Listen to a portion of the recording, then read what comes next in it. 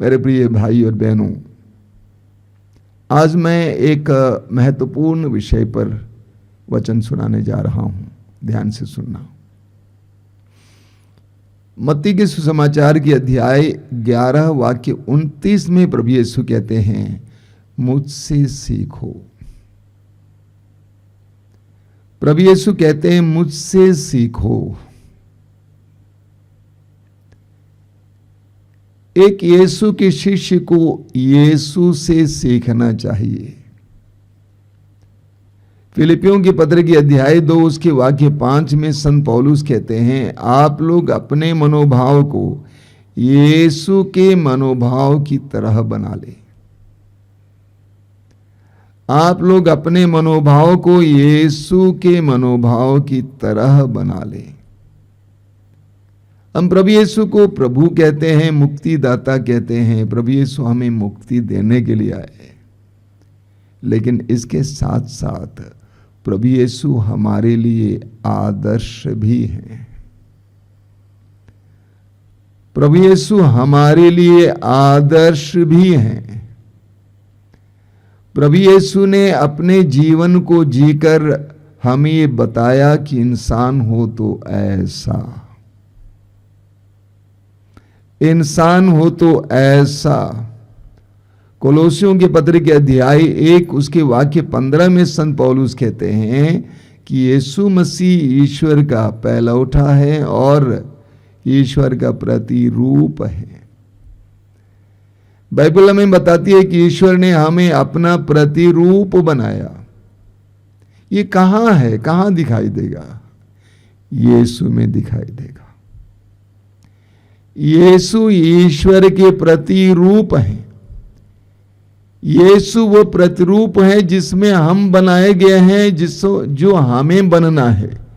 तो यीशु हमारे लिए न केवल मुक्तिदाता है, न केवल प्रभु है, बल्कि हमारे लिए आदर्श भी हैं। इसलिए प्रभु यीशु ने बेहिचक कहा कि मैं ही मार्ग हूं, मैं ही मार्ग हूं। मुझसे होकर गए बिना कोई भी पिता के पास नहीं पहुंच सकता है। पिता के पास पहुंचने के लिए यीशु मार्ग है। यीशु मार्ग दिखाते नहीं, बल्कि मार्ग हैं। यानी यीशु के कदमों पर, अपने कदमों पे रखने, कदमों को रखने से, उनके पद चिन्हों पर हम अपने पैरों को रखेंगे, हम पिता तक पहुंच जाएंगे।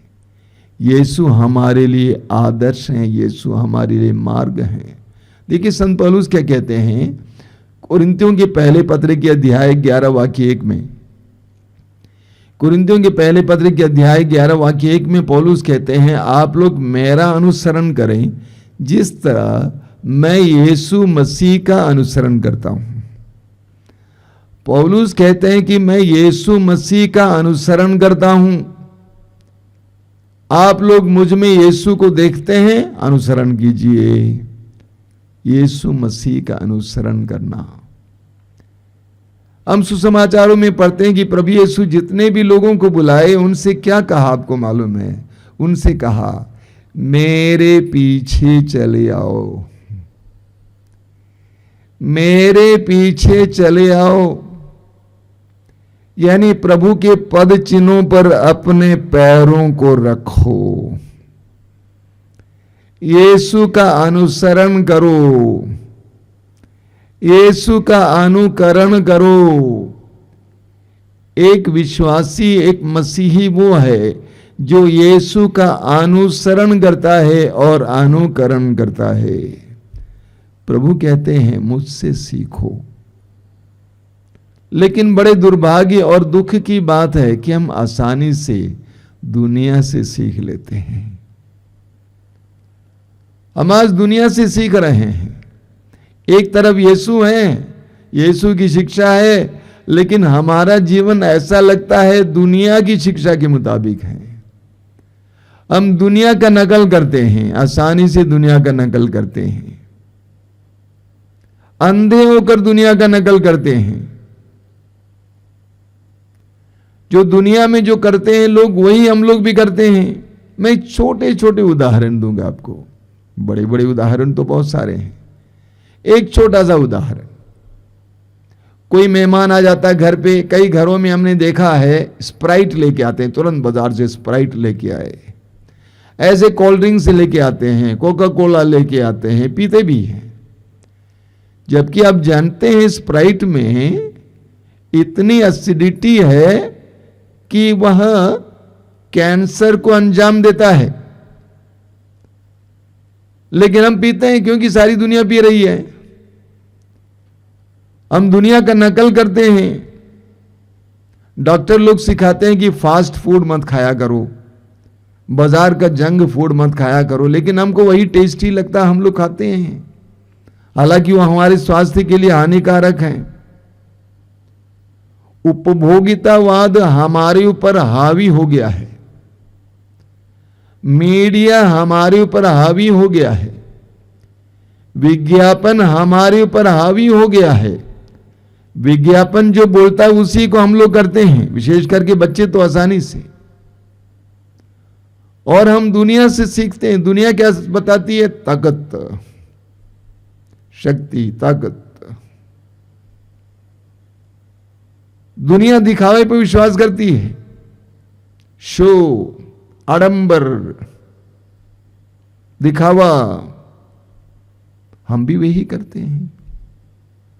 चर्चेस में भी यही देखने को मिलते हैं, दिखावा, आडंबर, शोज, जुलूस, सुंदरता, ये सब दुनिया की शिक्षा है। 2000 वर्ष पहले प्रभु यीशु इस संसार में आए ईश्वर के राज्य की घोषणा करने के लिए, स्वर्ग के राज्य की घोषणा करने के लिए। और बड़ी रोचक बात यह है कि प्रभु यीशु की शिक्षाएं संसार की शिक्षाओं की ठीक विपरीत है, डायमेट्रिकली ऑपोजिट, ठीक विपरीत। आप लीजिए उदाहरण के लिए प्रभु यीशु की शिक्षा, मत्ती अध्याय 5। प्रभु ने कहा, धन्य है वे जो अपने को दीनहीन समझते हैं, धन्य है वे जो नम्र हैं, धन्य है वे जो शोक करते हैं, धन्य है वे जो धार्मिकता के भूखे और प्यासे हैं, धन्य है वे जो दयालु हैं, धन्य है वे जिनका हृदय निर्मल है, धन्य है वे जो मेल कराते हैं, धन्य है वे जो धार्मिकता के कारण अत्याचार सहते हैं। ये पूरा संसार की शिक्षा की विपरीत है। संसार की दृष्टि में कौन धन्य है? दीनहीन। कौन बड़ा है? पैसे वाले, पद वाले, अधिकार वाले। प्रभु यीशु की शिक्षाएं ठीक विपरीत हैं। यूहन्ना के सुसमाचार के अध्याय 15 वाक्य 18-19 में प्रभु कहते हैं कि मैंने तुमको संसार से अलग किया है, तुम संसार के नहीं हो, मैंने तुमको संसार से अलग किया है। यूहन्ना अध्याय 17 वाक्य 15 और 16 में प्रभु यीशु पिता से प्रार्थना करते हैं कि पिता वे संसार में हैं, मैं नहीं कहता कि तू उनको संसार से उठा ले, लेकिन उनको बुराई से बचा। वे संसार में हैं लेकिन उनको बुराई से बचा। तो हम आसानी से संसार का नकल करते हैं, अन्य लोगों का नकल करते हैं। सारी दुनिया इस ओर जा रही है, हम भी उसी ओर जा रहे हैं। लेकिन प्रभु यीशु कहते हैं मुझसे सीखो। यीशु हमें एक नई शिक्षा सुनाने आए।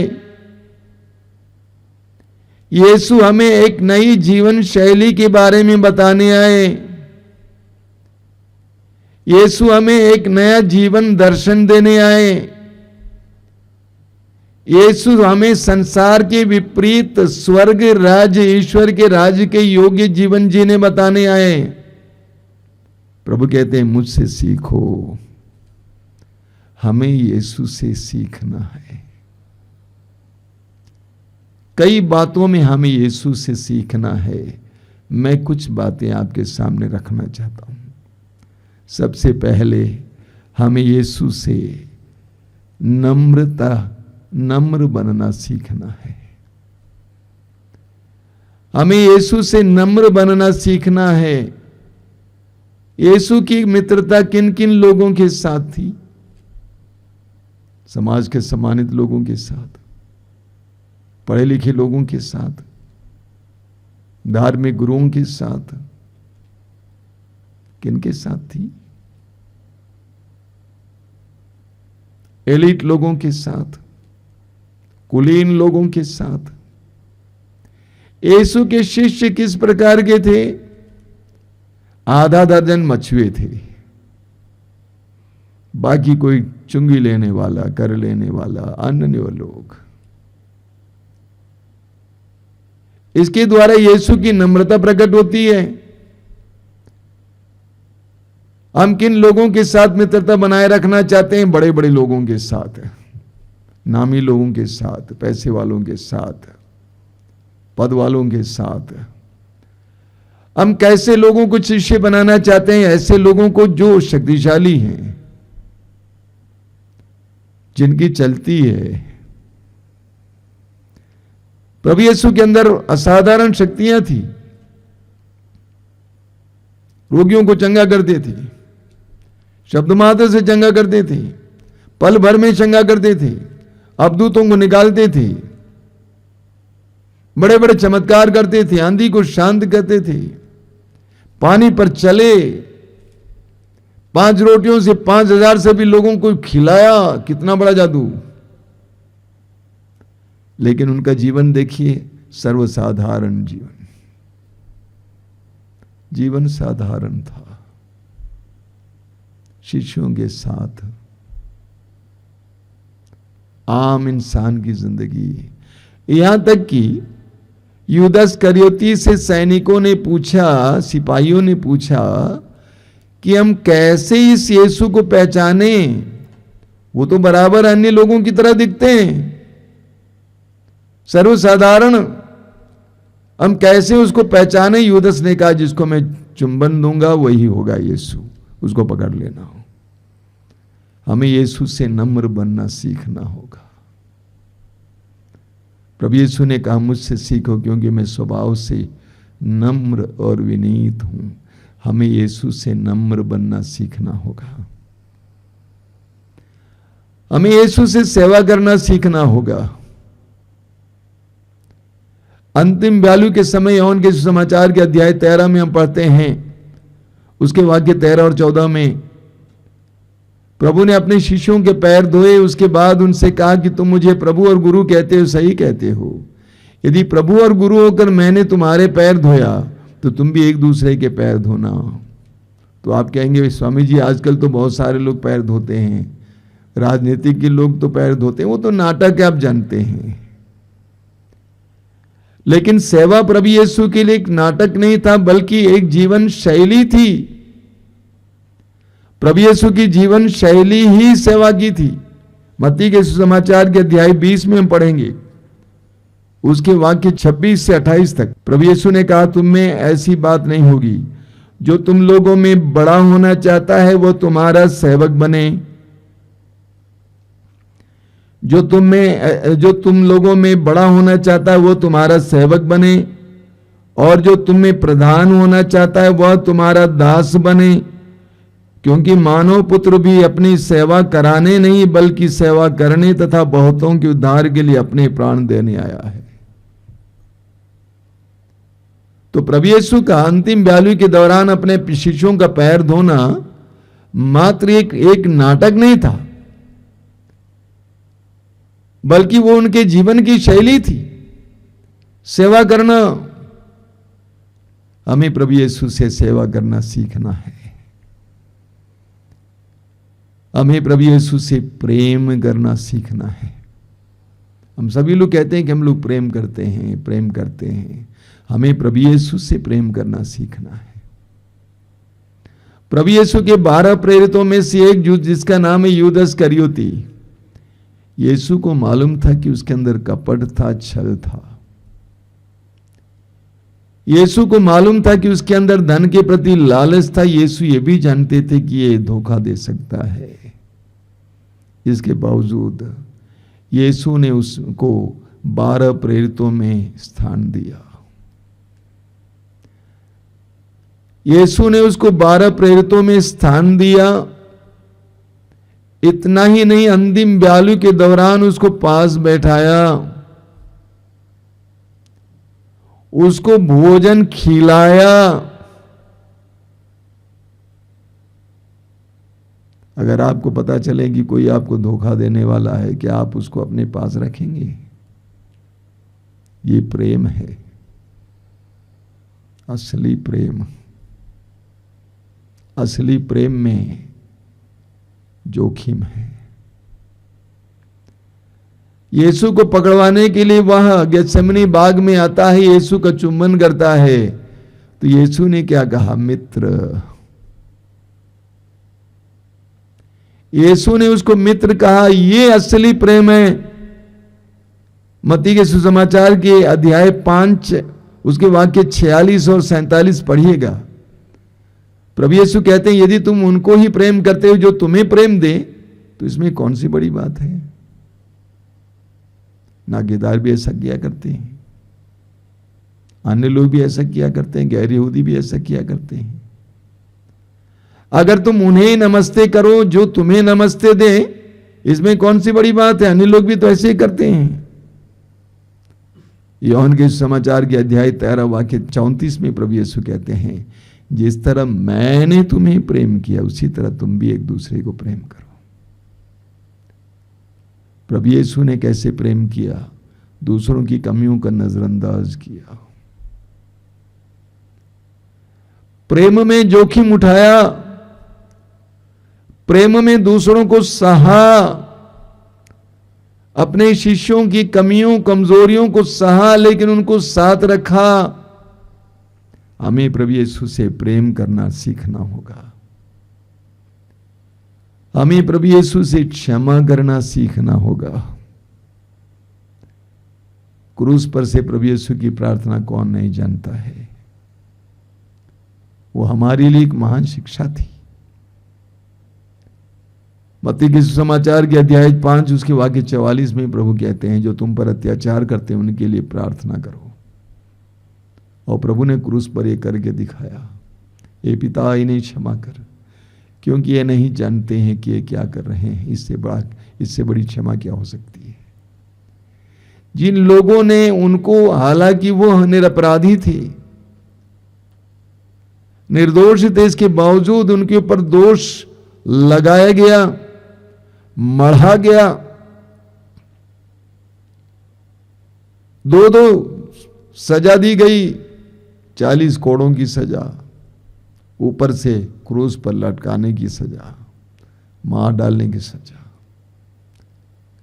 उपहास हुआ, अपमान हुआ, अवहेलना हुई, थूका गया।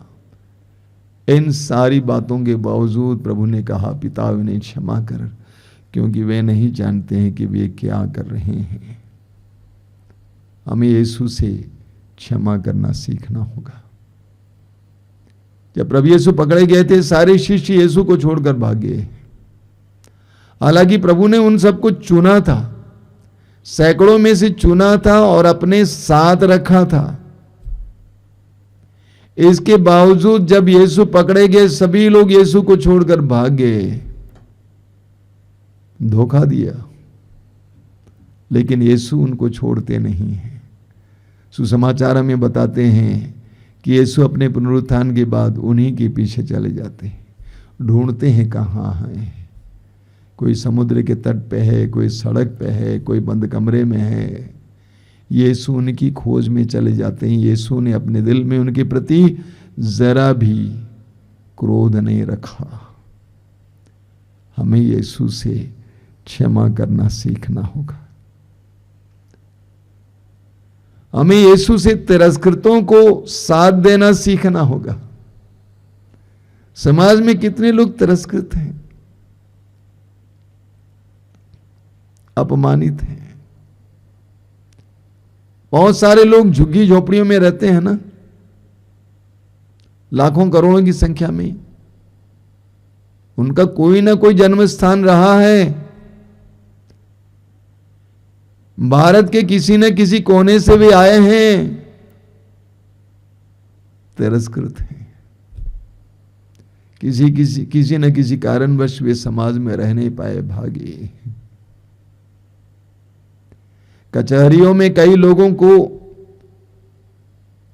जजेस के सामने लड़ लड़कर बोलना पड़ता है कि मैं जिंदा हूं, मैं फलाना हूं, मैं जिंदा हूं, क्योंकि वे लोग मुर्दा घोषित किए गए हैं उनकी जमीन हड़पने के लिए।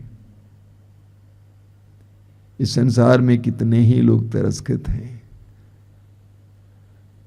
प्रभु यीशु ने उन लोगों के साथ आदान प्रदान किया जो समाज से तिरस्कृत थे। यहूदी समाज ने जिन लोगों को तिरस्कृत किया था, एक्स कम्युनिकेट अंग्रेजी में कहते हैं, समुदाय से अलग किया था, उन लोगों के साथ प्रभु यीशु ने संपर्क साधा। शायद प्रभु यीशु की एक ये कमी इन लोगों ने ढूंढ निकाला, ये इंसान धर्मी नहीं है। इन धर्मी होता तो जिन लोगों को हमने हटाया है, यहूदी समुदाय से, समाज से अलग किया है, उसके उन लोगों के साथ ये संपर्क क्यों साधता है? कोढ़ी, वेश्याएं, नागेदार, समाज से तिरस्कृत लोगों के साथ प्रभु यीशु ने संपर्क साधा, उनको साथ दिया।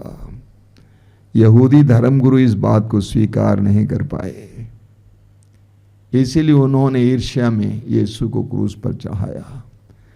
हमें यीशु से तिरस्कृतों को साथ देना सीखना होगा। हमें यीशु से दूसरों के लिए अपना जीवन अर्पित करना सीखना होगा।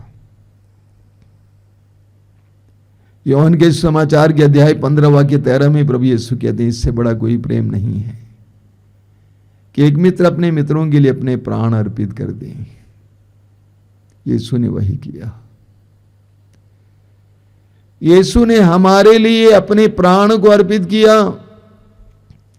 यूहन्ना अध्याय 3 वाक्य 16 में हम पढ़ते हैं, ईश्वर ने संसार से इतना प्यार किया कि उसने उसके लिए अपने इकलौते पुत्र को अर्पित कर दिया।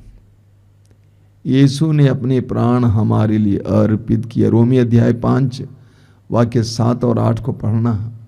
पौलुस कहते हैं कि यह संभव है कि कोई धर्मी के लिए अपने प्राण अर्पित करें, लेकिन यीशु ने हमारे लिए उस समय प्राण अर्पित किया जब हम उनके शत्रु थे।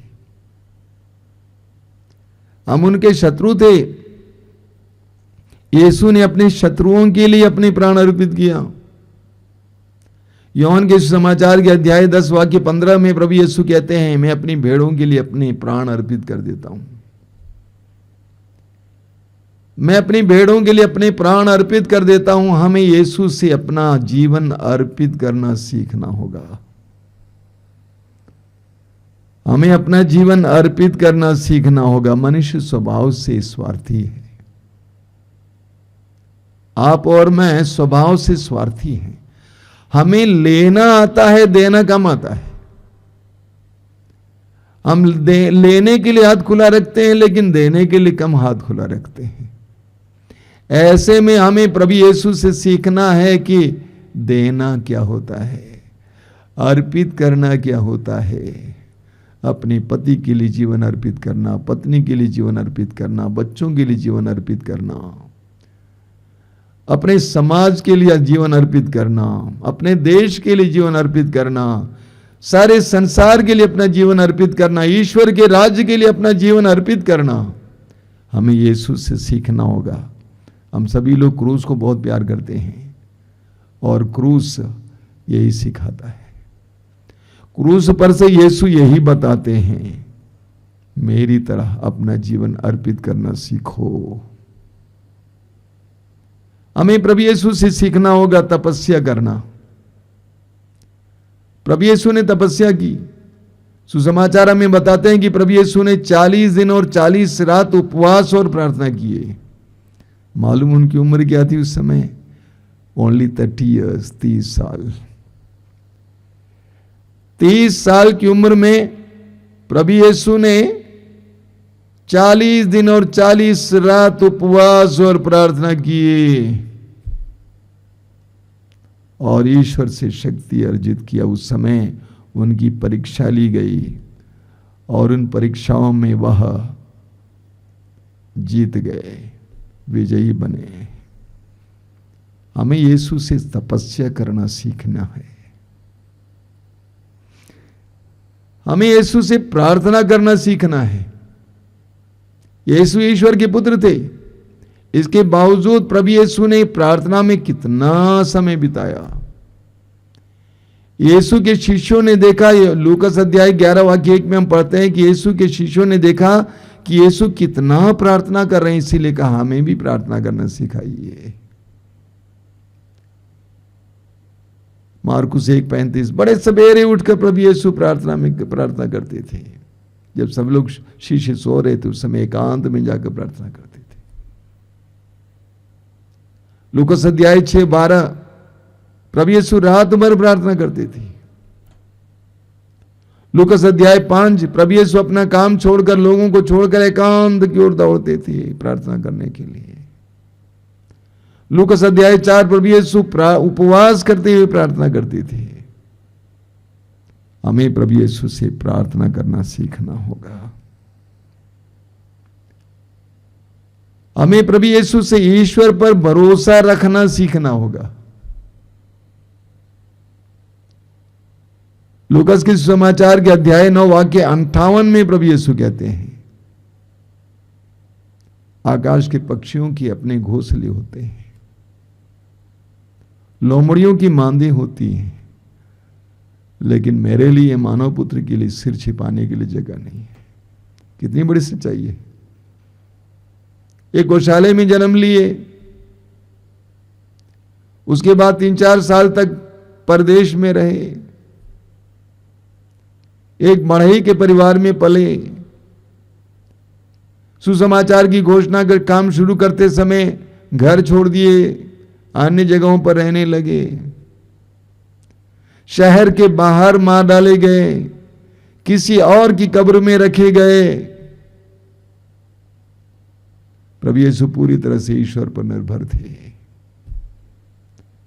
अब्बा पिता जो कहता था प्रभु को मंजूर था। उनकी इच्छा पूरी करना, उन पर निर्भर रहना हमें भी सीखना होगा। हमें भी सीखना होगा। मत्ती के समाचार के अध्याय 6 वाक्य 25 और 26 प्रभु यीशु कहते हैं, तुम्हारा स्वर्गीय पिता आकाश के पक्षियों को खिलाता है, खेत के फूलों को सजाता है, भरोसा रखो। हमें यीशु से ईश्वर पर भरोसा रखना सीखना होगा। अंत में हमें यीशु से पवित्र जीवन जीना सीखना होगा। हमें यीशु से पवित्र जीवन जीना सीखना होगा। यीशु जवान थे, 33 साल की उम्र में वो मरे, लेकिन मरते समय क्रूस पर से उन्होंने क्या कहा, ये पिता मैं अपनी आत्मा को तेरे हाथों में समर्पित करता हूं। उनका संपूर्ण जीवन पिता की इच्छा पूरी करना था। वे भटके नहीं, शैतान के वश में नहीं पड़े, पूरी तरह से पिता की ओर उनकी जिंदगी थी, जीवन था, स्वर्गोन्मुख जीवन था। और अंत में उन्होंने कहा मैं अपनी आत्मा तेरे हाथों में समर्पित करता हूं। मेरे प्रिय भाई और बहनों, हमें यीशु से सीखना है। और भी बहुत सारी बातें हैं, मैंने आपके सामने कुछ बातें रखी हैं, इसको बार बार सुनिएगा। हमें यीशु से सीखना है, ना केवल चर्च जाना, ना केवल बाइबल पढ़ना, ना केवल बाइबल सुनाना। मैं लोगों से पूछता हूं, ये बाइबल सिर्फ पढ़ने के लिए है क्या? ये बाइबल सिर्फ सुनाने के लिए है क्या? ये बाइबल जीने के लिए है। फिलिपियों के पत्र के अध्याय 1 उसके वाक्य 27 में संत पौलुस कहते हैं कि आपका जीवन सुसमाचार के अनुसार हो। ये महत्वपूर्ण बात है। What is important is that your life should be according to the gospel. हम यीशु से सीखें। आंखें बंद कीजिए। प्रभु यीशु धन्यवाद देते हैं, धन्यवाद देते हैं तो इस संसार में तेरे आगमन के लिए। तेरे जीवन के लिए धन्यवाद देते हैं, तेरे पवित्र वचनों के लिए धन्यवाद देते हैं, तेरे जीवन की एक एक पहलू के लिए धन्यवाद देते हैं। तू हमारे लिए एक चमकता हुआ तारा है, तू हमारे लिए सबसे बड़ा आदर्श है। जैसे तू जिया उस तरह हमें भी जीना चाहिए, जिस तरह संत पौलुस कहते हैं, जिस तरह मैं यीशु का अनुसरण करता हूं मेरा भी अनुसरण करो। प्रभु यीशु तो ही एकमात्र है जिसका अनुसरण किया जा सकता है, दूसरा कोई नहीं है, दूसरा कोई नहीं है। प्रभु हमें तेरे प्रति प्यार दीजिए, हमें तेरे पीछे चलने की शक्ति दीजिए, सामर्थ्य दीजिए। हम भटक जाते हैं, संसार हमें भटकाता है। इस संसार के चक्काचौंध में हम लोग भी डूब जाते हैं, भूल जाते हैं, अंधे हो जाते हैं। हमारी नजरों को तू इस पर लगाए रखने के लिए कृपा देना। इब्रानियों के पत्र के अध्याय 12 वाक्य 1 में जिस तरह संत पौलुस कहते हैं, तेरी ओर दृष्टि लगाकर उस दौड़ में आगे बढ़ने के लिए हमें कृपा देना। धन्यवाद यीशु, तेरी स्तुति, तेरी आराधना, तेरी